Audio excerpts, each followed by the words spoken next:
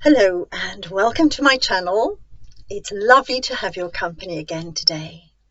If you're new here, I am Angelina, and today we're going to dive into a very special topic which I hope you'll enjoy. It's the healing power of the voice.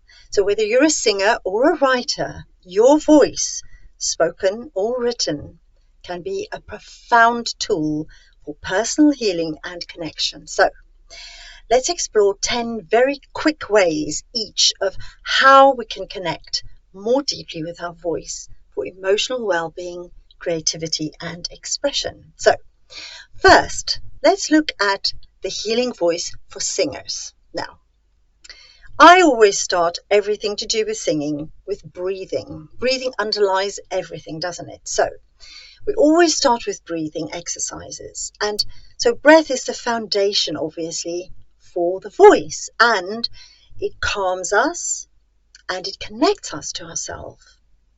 So the best way is deep, slow, low belly breathing for grounding and vocal ease. And then the next thing I usually ask my students to do is to hum, because humming gently massages the vocal folds. It warms up your voice a little bit. And it also opens the vagus nerve, which relaxes your parasympathetic nervous system. So that promotes a peaceful mind.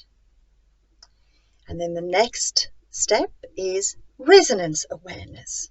So singing in particular is a sensory activity. So it's great if we can try to feel the vibrations in our body as we sing or hum. This awareness can create a sensation of harmony within, making singing a meditative experience. And this is really important, okay? Because I think a lot of people sing and they have a goal, don't they? So we have a goal. We're going to learn a song. We're going to perform a song. But actually, if you take your time and you warm up the voice gently, it is a meditative experience, and that calms everything, so that when you do come to sing your song or learn your song, it is so much easier. And then we look at self-expression. Now, we often judge ourselves, don't we? So singing gives us the perfect opportunity to let go of some of that judgment. I mean, sometimes we feel blocked because we fear criticism, but singing for yourself can unlock that emotional resistance, release it, and you can experience self-acceptance. And that's really important, whether you're singing or writing, but we'll come to the writing later. And then I have a sort of thing that I give to most of my students, not all of them, but most of them. And I ask them to sing or speak, but mostly sing, positive vocal affirmations. I know that sounds crazy, but even if you sing it on one note, or perhaps you can say chant it, that's most probably a better idea, then we can use these vocal affirmations, and they're really, really important. It's chanting or singing things like, I am enough, or my voice is unique. And if we do that out loud, we hear it as well, we feel it, we feel the vibrations of it, and it can empower you and shift your mindset. And this is really important. And then the other thing that I recommend people sometimes do is connect with nature sounds. Now, a great way to do that, of course, is to sing outdoors, but not all of us can. So even if you have to sing indoors, it's an idea to maybe play a CD with, I don't know, whale sounds or rain or something like that, because it promotes relaxation and connection to the world around us. And also, it gives us access to a vast array of sounds to mimic so that our voice can grow. I mean, you know, sometimes if you try to hit a really high note and you just can't, it just won't go there, you can try to maybe look at what apes do, or you know, birds or something. They go, and then you find you can make that sound, and then you can incorporate it into your singing voice, can't you? So it's just a small example of that, but it's very powerful. Then the thing I ask people to do is to listen to their own voice. Now, this is a very tricky one because most people do not like to hear their own voices. But don't forget, you hear your voice uniquely in your skull, in your head, through the bones and the liquid in your skull. Nobody else can hear your voice like that. Only you can. So when you hear your voice recorded for the first time, you're hearing it through airwaves and into a machine and back at you. So yes, it's going to sound completely different than what you are used to. And I think that's why people don't like hearing their voices recorded. They really don't. But hearing or listening to your voice recorded gives you an idea of what other people experience when they're listening to you. And that is really powerful, because then if you hear something, and I don't mean judge it, but if you hear something that you think, if I change this or change this tone or pitch or something, it will sound better. And that's what's really helpful. So I hope that you might try something like that. It's not for critique, okay? Don't do that to yourself. It's truly to listen to the uniqueness of your voice and the emotion in your voice. So it's a reminder of your personal sound, but in a way that other people experience it, because they cannot climb inside your head and hear what you're hearing. And then, this is my personal favorite thing to do. I always say to people, do singing as a daily practice, dedicate even just a few minutes each day to singing. Sometimes, even if you have no other time but the shower, the acoustics in the bathroom is fantastic. So that's a good idea, because over time, it becomes a soothing ritual that can alleviate stress and elevate your mood, especially if you're feeling down. But it's also meditative, which is really good. And then I remind my students to sing mindfully when they're using techniques. Now, if you already have a singing teacher or a vocal coach, they'll probably tell you these things, and you'll probably be already familiar with vocal technique. But my advice is always to use vocal techniques mindfully, to focus on the gentle, controlled vocal techniques. That can help you to prevent stress and strain, and it can make your singing practice feel nurturing. This is really important, because as I said before, we're often so goal orientated. We've got to sing this, we've got to perform it, and we don't understand the impact of the voice on our body, on our cells, and on other people's bodies and their cells. And this way you really gently understand it. So I hope that's helpful. And then lastly, I always say to people, sing for healing, not for perfection. This is so important to me. If we sing without worrying about perfection, that process of making sound is in itself healing, focusing on the joy rather than, technical perfection. Because don't forget, as I said before, your cells are listening to the sound that you're producing. It's engaged in the sound that you're making. And the sound that you offer to your audience does the same to them. So whether you are singing in front of one person or a whole venue full of people, everyone will respond to the sound of your healing voice. And this is really important to remember. This is one of the reasons I do so many short videos and analysis of Adam Lambert's voice, because his voice is so healing. I know he must feel the vibration of his sound in every cell of his body. So, as I said, these are very quick little markers, and I hope that they're helpful for you. So now let's look at the healing power of voice for writers.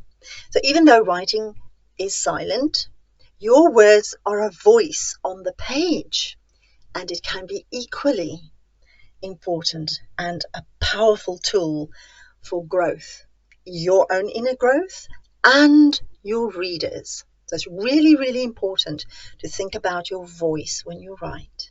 So now let's take a quick look at the healing voice for writers. So as I said, these are just a few little recommendations to access your healing voice as a writer. First of all, it's a really good idea to do stream of consciousness writing. Now, I know probably many of you already do if you're a writer, but it's a great idea to start almost every session that you've got or that you're going to sit down and write with a sort of stream of consciousness exercise, because it makes the words flow freely. You're not censoring anything, you're not judging anything. And this helps you to tap into your subconscious mind, and it releases mental clutter. And that's so important, so that you can really tune into what you're writing and your characters' voices. And then the next part is emotion-driven writing. It's really, really important that we write about our emotions, So processing them on a piece of paper really can help you feel lighter and more connected to yourself. But it's actually quite difficult sometimes to name the thing that you're feeling, isn't it? So if you can like dig deeper and go, okay, but what's behind this? What's behind this? You finally find the thing. And then when you can find it and describe it, you can use that like actors do, when they're on stage and they've got to bring up an emotion from their past.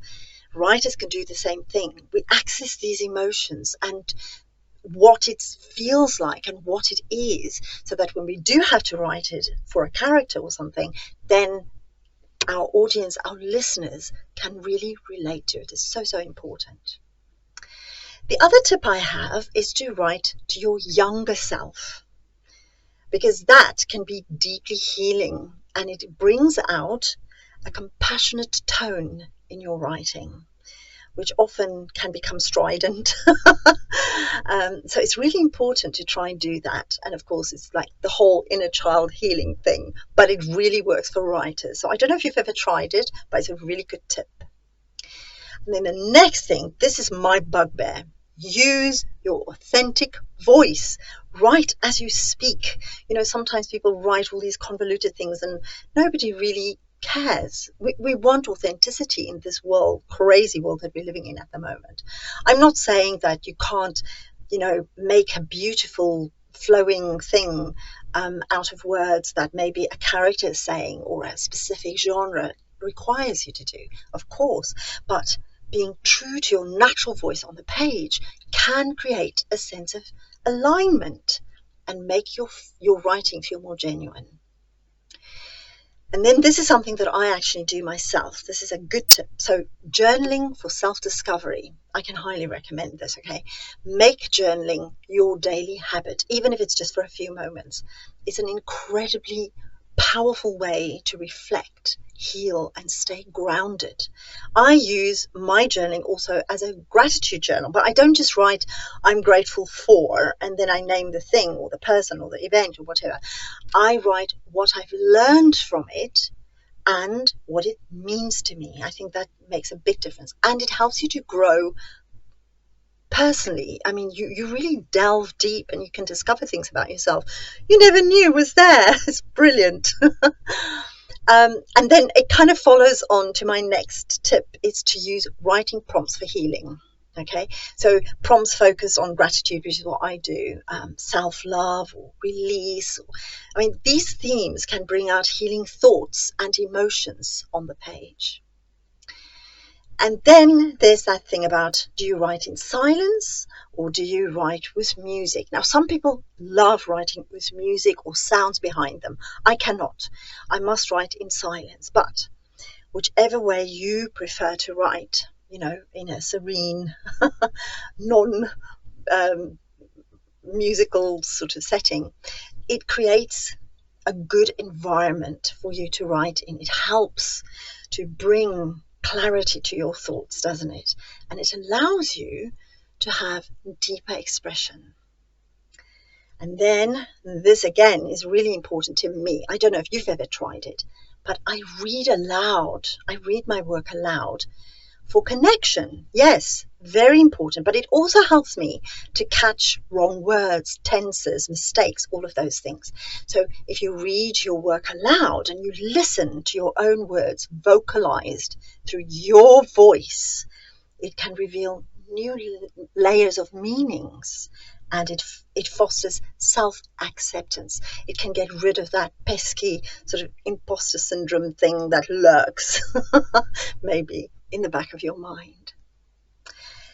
And then this again is something that I find really, really useful. I don't know if you do this as well. I look at my writing as a ritual. So I approach each session as if it's a sacred time for self-exploration. It's not just a task to be completed. This shift in mindset can deepen your experience for sure, because if you have no distractions and you make very clear to other people, this is your time, they cannot call you, they can't text you, you're not going to respond. And it's just for you to explore your writing, to further your book or whatever it is that you're writing in a peaceful environment. It is a wonderful thing. And even if you have to set a timer, that time that you create almost feels like an eternity of wonderment, doesn't it? So it's really important. And then finally, embrace imperfection. Don't aim for something that's polished, especially not when you're seeking healing.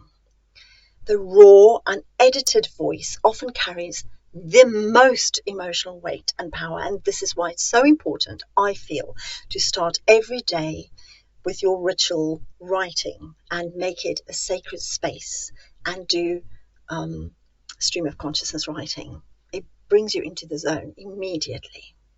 So I hope you found these helpful. Thank you very much for joining me on this journey through the healing voice, a very short journey, albeit. But so whether you sing or you write or you do both, remember that your voice, spoken or written, holds the power to heal, to transform, and to connect. So if you found this helpful, please like, subscribe, and share your thoughts in the comments.